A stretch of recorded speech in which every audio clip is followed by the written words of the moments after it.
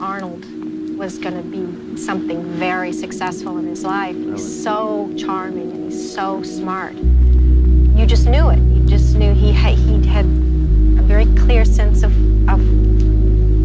how to apply himself. Really a most unique human being. He came from a very, very humble origin. He has, again, emerged as one of the leading celebrity figures in the world. He did it by dint of his own personal effort. I think he takes it very seriously, and he works hard at it. But Arnold works hard at almost everything that he does, and I think whatever he set his mind to, I think he could be successful in.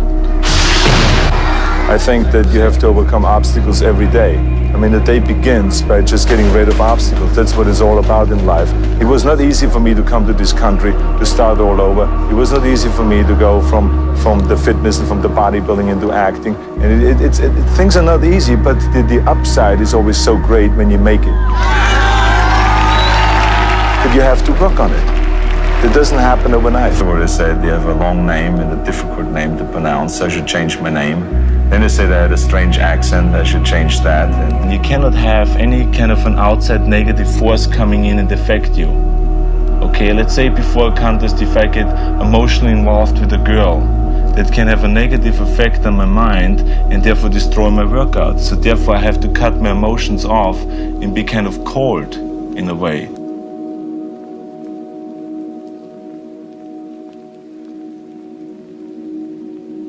Growing up, you had no plumbing. I don't think you had a toilet, no shower. You had heat only from the stove. What do you think not having much growing up taught you? Growing up like the way I did, poor, and with none of those luxuries. All of those things, made you much more hungry for success. So when you grow up like that, you don't shy away from anything. I mean, working to me was kind of like never, oh my God, I have to work. I loved working. If it was in bodybuilding or making an endorsement here or an investment in an apartment building or starting a mail order business or getting into movies or doing this or doing that, it's like, wow, this is really amazing. But it took a lot of hard work, but I never shied away from work. And I think that my hunger and my desire and my fire in the belly, and that nothing could stop me, I think that comes from growing up the way I did.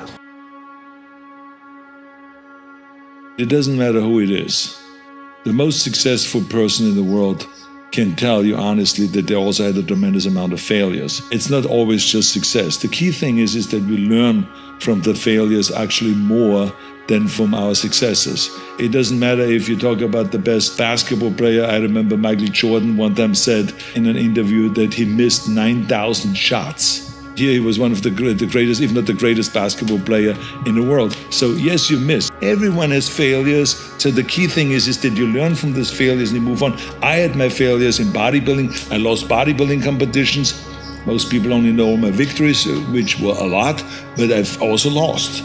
I lost in weightlifting. I lost in powerlifting. I embarrassed myself many times trying to lift the 500 pounds on the bench press in front of 2,000 people in a beer hall in Germany, and I failed and it crashed on my chest and I couldn't make it, but eventually I did make it. I lost, I had failures in the movie business. I remember I had a lot of movies that went through the roof, but then there were movies that went right in the toilet that were not as successful. Books that I came out with that were on the New York Times bestseller list, and then others that didn't, live up to the expectations and failed. I have failures also, I remember, in my personal life, and I learned from that, and then you move on again.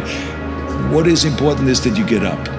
When you fall, the winner always gets up, and the loser stays down. That's what's the difference. So to me, the important thing is always that when you fail on something, get up, you dust yourself off, and you move on, and have again a great vision of which direction you want to go. Pick another goal and keep moving forward.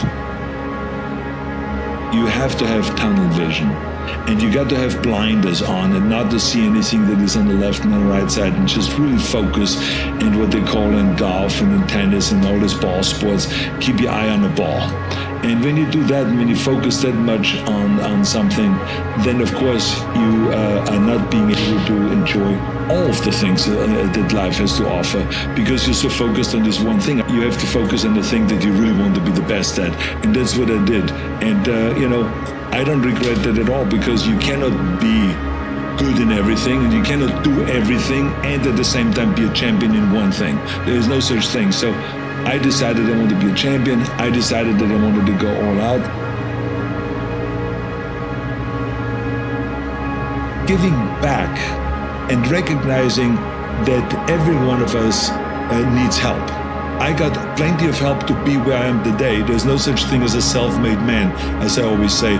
There's people that helped me to be where I am today. So it is up to me now to inspire other people, to help them, and to go and reach out and to help. And I just love giving back, where you don't think about what is in it for me, but, how can I help?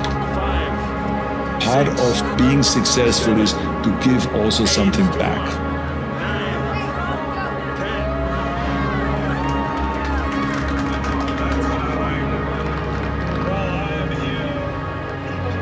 The more you create resistance to the person, the stronger that person gets. And the stronger your character gets, and the more you can endure. He could, but Arnold has done. You know what I mean? Okay.